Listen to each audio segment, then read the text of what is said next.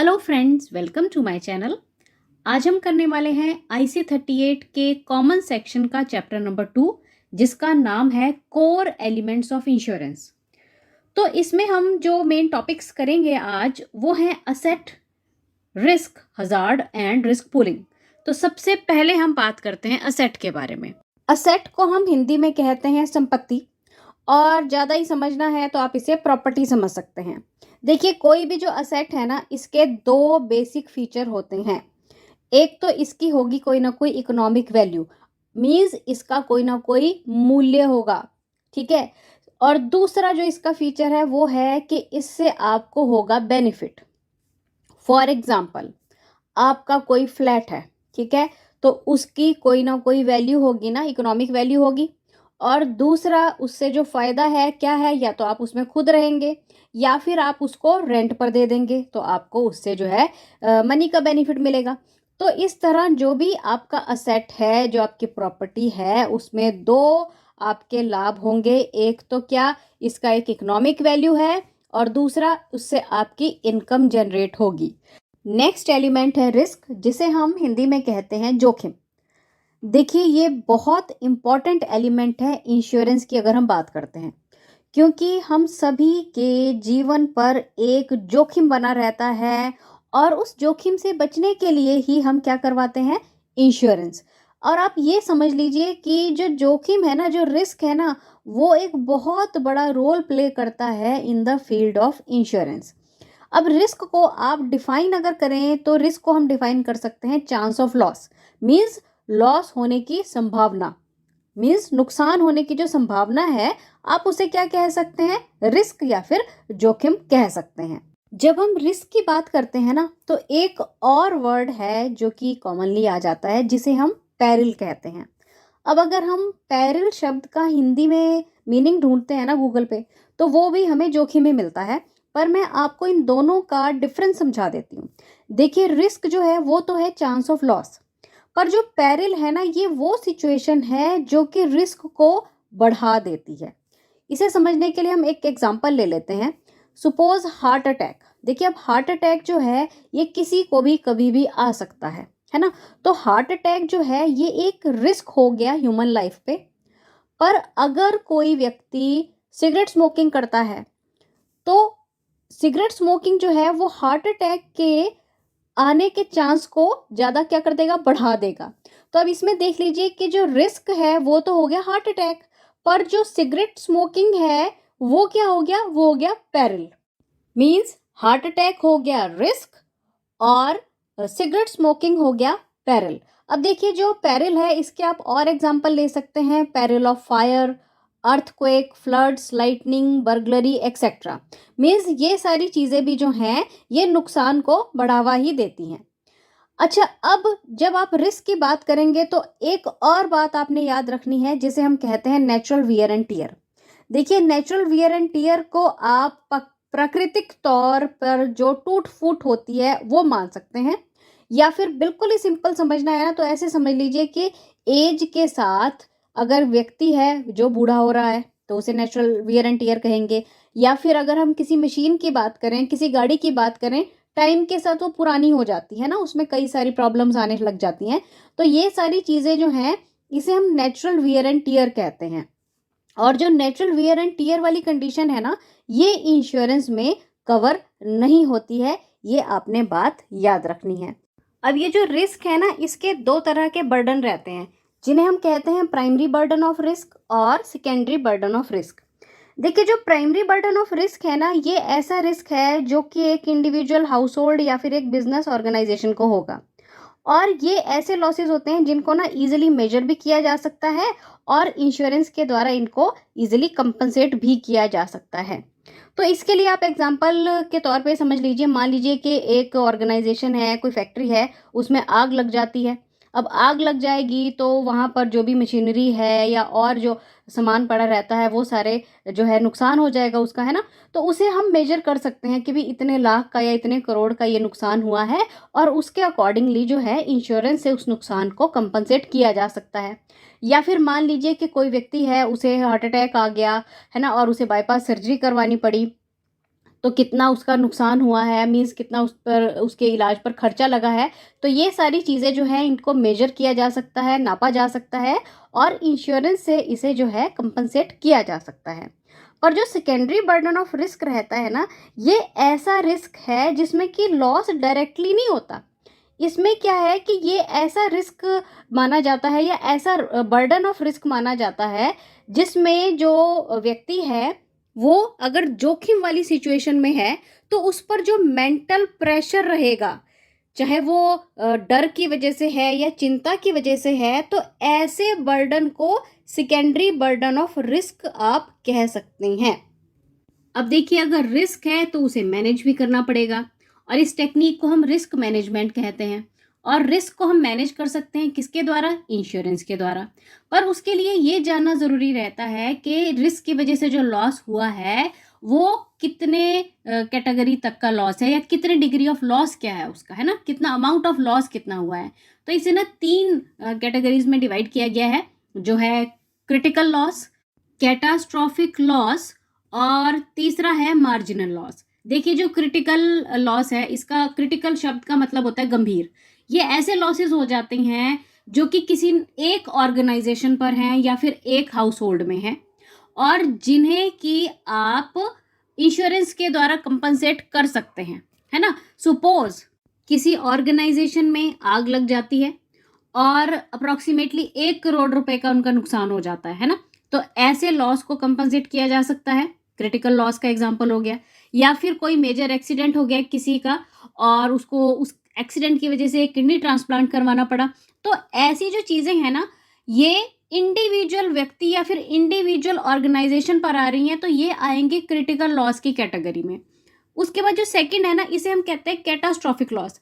देखिए, जो catastrophic loss होता है ना, ये होता है जब बहुत सारे लोगों पर एक साथ नुकसान आ रहा है, मुसीबत आ रही है, तो उसे कैटास्ट्रॉफिक लॉस कहा जाता है।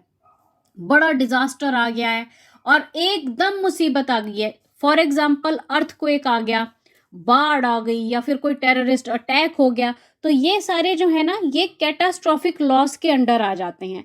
फिर जो हमारा तीसरा है, जिसे हम मार्जिनल लॉस कहते हैं ना, ये होते हैं बहुत थोड़े, मतलब जिनका ज़्यादा इफेक्ट नहीं होएगा, है ना। तो इस तरह के जो लॉसेस है ना, इनको मार्जिनल लॉस कहा जाता है। जैसे माइनर सा किसी कार का एक्सीडेंट हो गया या फिर किसी को कोल्ड हो गया, कफ हो गया, है ना। तो ये जो छोटे से लॉस है ना, इन्हें हम मार्जिनल लॉस कहते हैं। नेक्स्ट हमारा जो टॉपिक है वो है हजार्ड। देखिए, हजार्ड को हिंदी में कहा जाता है खतरा, पर क्या है कि रिस्क, पैरल, हजार्ड ये मिलते जुलते से शब्द लगते हैं। देखिए, जो हजार्ड है ये 2 तरह का है, एक है फिजिकल हजार्ड और दूसरा है मॉरल हजार्ड। फिजिकल हजार्ड ऐसी फिजिकल कंडीशन हो जाती है जो कि चांस ऑफ लॉस को बढ़ा देती है। मान लीजिए किसी बिल्डिंग में गलत वायरिंग कर दी गई है, तो उससे आग लगने का खतरा जो है वो बढ़ सकता है ना। या फिर कोई व्यक्ति जो है वो वाटर स्पोर्ट्स में ज़्यादा इंटरेस्ट लेता है, तो खतरा रहता है कि भाई पानी में डूब भी सकता है ना। तो ये सारी जो चीज़ें हैं ये फिजिकल हजार्ड की कैटेगरी में आ जाती हैं। और जो मॉरल हजार्ड है ना, इसका मतलब होता है डिसऑनेस्टी या फिर करेक्टर डिफेक्ट। मीन्स अगर कोई व्यक्ति बेईमान है, उसका जो करेक्टर है वो ठीक नहीं है ना, तो ऐसे जो कैटेगरी के लोग हैं ना, वो नुकसान पैदा कर सकते हैं। क्योंकि जो डिसऑनेस्ट व्यक्ति होएगा ना, वो क्या है, उसमें बहुत चांस रहेगा कि वो फ्रॉड कर सकता है या फिर इंश्योरेंस की फैसिलिटी का मिसयूज करके वो पैसा बना सकता है। तो ये सारे जो लोग हैं ये कैसी कैटेगरी में आ जाते हैं? मॉरल हजार्ड की कैटेगरी में आ जाते हैं। चलिए, अब जो लास्ट हमारा एलिमेंट है इंश्योरेंस का, उसे हम कहते हैं रिस्क पूलिंग। देखिए, रिस्क पूलिंग जिसे हम जोखिम की पूलिंग कह देते हैं, या फिर आप ऐसे समझ लो कि जोखिम को ज़्यादा लोगों के बीच में समान रूप से बांट देना, इसे कहा जाता है रिस्क पूलिंग। रिस्क पूलिंग के बारे में हमने लास्ट चैप्टर में भी थोड़ा सा पढ़ा था। देखिए, जब ना हम अपनी इंश्योरेंस करवाते हैं तो हम अपना जो रिस्क है ना वो किसे ट्रांसफ़र कर देते हैं? इंश्योरर को। और हमारे जैसे बहुत सारे लोग हैं जिन्होंने अपना रिस्क जो है वो इंश्योरर को ट्रांसफ़र कर दिया है। अब क्या है कि जिसके साथ भी मुसीबत आती है तो इंश्योरेंस कंपनी जो है पैसा उसके परिवार को या उसे दे देती है मुसीबत के समय। तो हम सभी ने जो एक जगह पर अपना रिस्क जो है ट्रांसफ़र कर दिया है, रिस्क को एक जगह एकत्रित कर दिया है, किसके पास? इंश्योरर के पास, है ना। तो उस कंसेप्ट को हम रिस्क पूलिंग कहते हैं। और इंश्योरेंस का तो दूसरा नाम ही है risk transfer through risk pooling. चलिए अब हम कुछ प्रैक्टिस क्वेश्चंस करेंगे। So the first question is which among the following can not be termed as an asset. नीचे दी गई ऑप्शन में से आपको बताना है कि कौन सी ऐसी ऑप्शन है जिसे कि आप अपना असेट या फिर अपनी संपत्ति नहीं मान सकते हैं। तो ऑप्शंस दी गई हैं car, human life, air and sunlight और लास्ट ऑप्शन है हाउस। तो देखिए, चाहे है कार, चाहे है आपका घर या फिर आपकी अपनी जिंदगी, अपनी लाइफ, ये सभी आपका असेट हो सकती हैं। हो क्या सकती हैं, होती हैं। पर जो एयर है और सनलाइट है, मीन्स हवा और सूर्य की रोशनी, ये हर एक व्यक्ति को, चाहे वो अमीर है चाहे वो गरीब है, सभी को बराबर रूप से प्रकृति की देन है।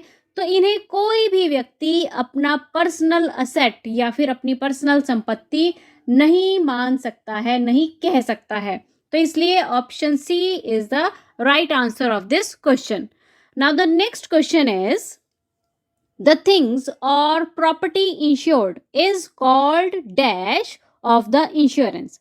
देखिए, इस क्वेश्चन में पूछा गया है कि जिस चीज की इंश्योरेंस कंपनी के द्वारा आप इंश्योरेंस करवाते हैं, मीन्स जिस प्रॉपर्टी की आपने इंश्योरेंस करवा ली है, उसे क्या कहा जाता है। ऑप्शंस हैं subject matter, insurable interest, policy and none. तो देखिए, जिस भी चीज की, जिस प्रॉपर्टी की आपने इंश्योरेंस करवा ली है ना, उसे कहा जाता है subject matter. Means option A यानी कि सब्जेक्ट मैटर जो है, ये राइट आंसर आएगा इस क्वेश्चन का।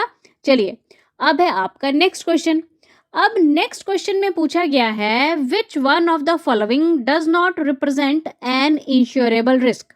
आपको बताना है कि जो नीचे दी गई ऑप्शंस हैं, इनमें से कौन सी ऐसी चीज है या कौन सी ऐसी ऑप्शन है जो कि इंश्योरेबल रिस्क को रिप्रेजेंट नहीं करती है। देखिए, इंश्योरेबल रिस्क से आप ये समझ लीजिए कि ऐसी कौन सी, जो नीचे दी गई ऑप्शंस है उनमें से कौन सी ऐसी चीज है जिसे कि इंश्योरेंस कंपनी जो है वो कवर नहीं करेगी, मीन्स जिसकी इंश्योरेंस करे, अपनी जो इंश्योरेंस कंपनी है वो नहीं करेगी, है ना। तो देखिए, फायर की कंडीशन में जो इंश्योरेंस कंपनी है कि अगर कि कोई फायर इंश्योरेंस लेना चाहता है तो उसकी इंश्योरेंस की जा सकती है। फिर नेक्स्ट दिया गया है स्टोलन गुड्स, मीन्स ऐसा सामान जो कि चोरी हो चुका है। फिर है बर्गलरी का मतलब होता है चोरी, मीन्स अगर कोई बर्गलरी इंश्योरेंस करवाना चाहता है, मीन्स उसे खतरा है कि मेरी प्रॉपर्टी में चोरी हो सकती है, तो उसकी इंश्योरेंस वो करवाना चाहता है, तो इंश्योरेंस कंपनी उसे भी कवर देगी, मीन्स उसकी इंश्योरेंस कर देगी। Loss of goods due to ship capsizing, means ship के पलट जाने से सामान का जो नुकसान हो गया है, तो उसे भी इंश्योरेंस किया जा सकता है, किया जाता है। पर देखिए, जो चोरी हो चुका सामान है उसकी नहीं ना इंश्योरेंस होएगी। मीन्स चोरी हो जाने के बाद अगर हम कहें कि भाई हमारी इंश्योरेंस कर दो वो सामान की जो चोरी हो चुका है, तो उसे इंश्योरेबल रिस्क में नहीं कंसीडर किया जाएगा। इसलिए इस क्वेश्चन का जो राइट आंसर है वो है ऑप्शन बी। चलिए अब है आपका next question. The term risk includes, आपको बताना है कि जो टर्म रिस्क रहती है ना, उसमें क्या क्या आएगा। तो ऑप्शंस हैं damage to machinery and property, means machinery और प्रॉपर्टी जो है वो खराब हो गई है।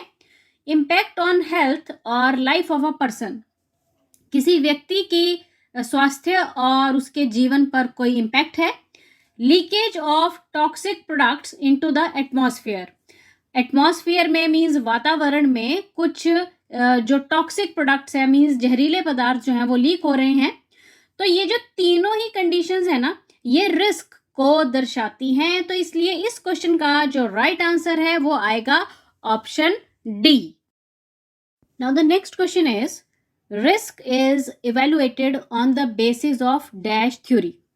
देखिए, अब इस क्वेश्चन में पूछा गया है कि जो रिस्क की इवेल्युएशन की जाती है ना, या रिस्क को नापा जाता है, या रिस्क को कैसे चेक किया जाएगा, है ना, तो वो कौन सी थ्योरी के बेस पर किया जाता है। तो ऑप्शंस दी गई हैं वेरिएबिलिटी, कॉन्टिंजेंसी, प्रोबेबिलिटी एंड ऑल। देखिए, जैसे जब हमने रिस्क के बारे में पढ़ा तो हमने पढ़ा कि रिस्क क्या है, चांस ऑफ लॉस, ठीक है ना। और चांस का मतलब क्या होता है, चांस का मतलब होता है कि प्रोबेबिलिटी, कितनी संभावना है। तो इसलिए रिस्क को इवेलुएट किया जा सकता है थ्योरी ऑफ प्रोबेबिलिटी के बेस पर। तो इसलिए इस क्वेश्चन का जो राइट आंसर है वो है option C, means probability. Next question में पूछा गया है which among the following scenarios needs insurance. आपको बताना है कि जो नीचे सिनेरियोज दिए गए हैं या सीन्स दिए गए हैं, इनमें से कौन सी ऐसी ऑप्शन है जो कहती है कि इंश्योरेंस की बहुत ज़्यादा आवश्यकता है। ऑप्शंस हैं the sole breadwinner of the family might die untimely, a person may lose his wallet, stock prices may fall drastically, and a house may lose value due to natural wear and tear। अब देखिए जो पहली option है इसका मतलब है कि अगर किसी परिवार में अकेला कमाने वाला असमय मर जाता है। दूसरी ऑप्शन है कि कोई व्यक्ति है उसने अपना वॉलेट गुम कर दिया। फिर है जो स्टॉक के प्राइसेस हैं, मींस शेयर मार्केट के प्राइसेस हैं, वो सडनली नीचे गिर गए हैं। और एक घर है जो कि नेचुरल वे में पुराना हो गया है और उसकी जो वैल्यू है वो कम हो गई है ना। तो देखिए अब इन चारों ऑप्शंस में से आपको कौन सी ऐसी ऑप्शन लग रही है जिसमें इंश्योरेंस की बहुत बहुत बहुत ज़्यादा आवश्यकता है।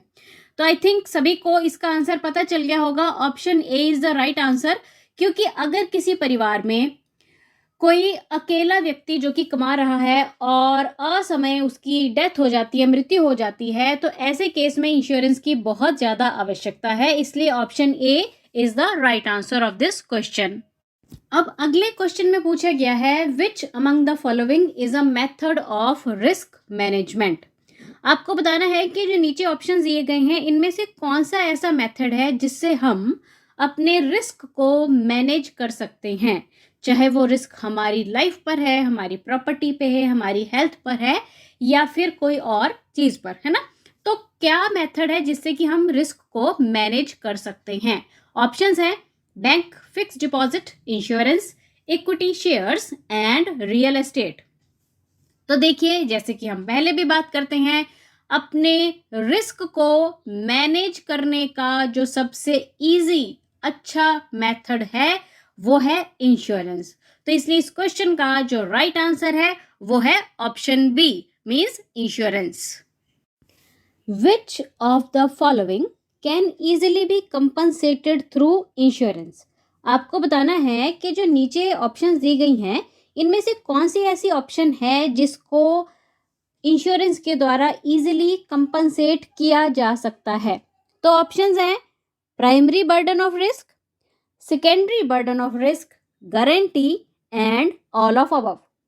तो देखिए जो प्राइमरी बर्डन ऑफ रिस्क है ये होता है डायरेक्ट और मेजरेबल, यानी कि इसे मेजर किया जा सकता है। तो ऐसे बर्डन ऑफ रिस्क को इंश्योरेंस के द्वारा कंपनसेट इजीली किया जा सकता है। तो इसलिए option A is the right answer of this question. Next question में पूछा गया है which among the following is secondary burden of risk. आपको बताना है कि जो सेकेंडरी बर्डन ऑफ रिस्क है वो क्या आएगा जो नीचे ऑप्शंस दी गई हैं। तो ऑप्शंस पढ़ते हैं पहले। तो बिजनेस इंटरप्शन कॉस्ट, बिजनेस रुक गया है किसी कारणवश और उस पर जो खर्चा आ रहा है।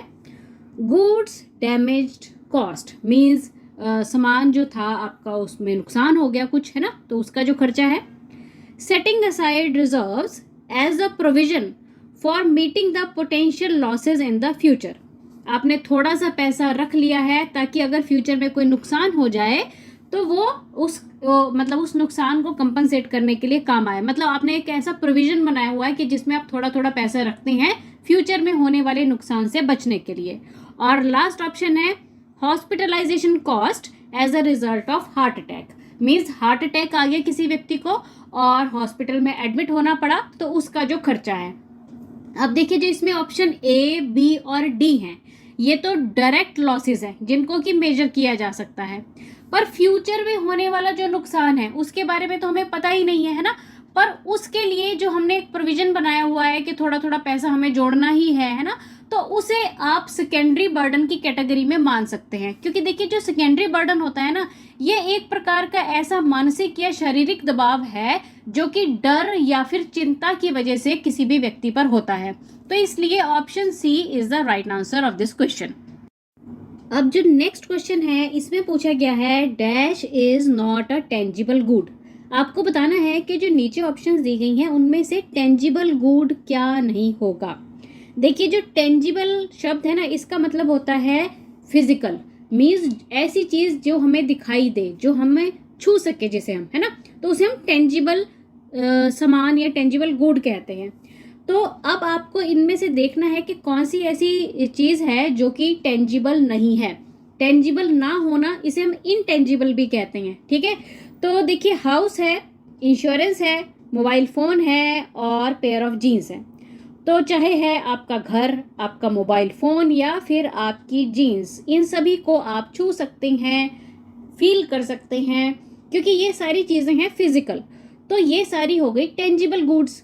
पर जो इंश्योरेंस है ये एक ऐसा सामान है जिसे हम छू नहीं सकते हैं, तो इसलिए इस क्वेश्चन का राइट आंसर आएगा option B, insurance. In India which insurance is mandatory.